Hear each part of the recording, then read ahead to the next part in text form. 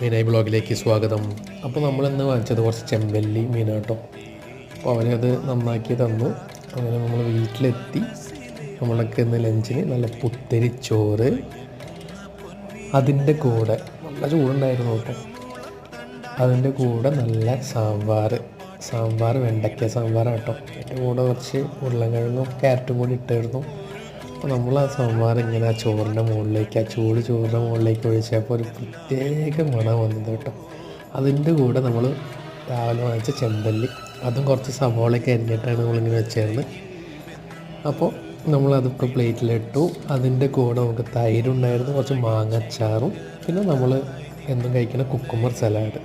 അപ്പോൾ ആ തൈരും അച്ചാറും ആ സാമ്പാറും ആ കുക്കുമ്പർ സലാഡും നമ്മുടെ ചെമ്പല്ലി വറുത്തതും കൂടി ഒരു പിടുത്ത പിടിച്ചു. എൻ്റെ സാറേ, എന്നാ ടേസ്റ്റ് ആയിരുന്നു. Thanks for watching.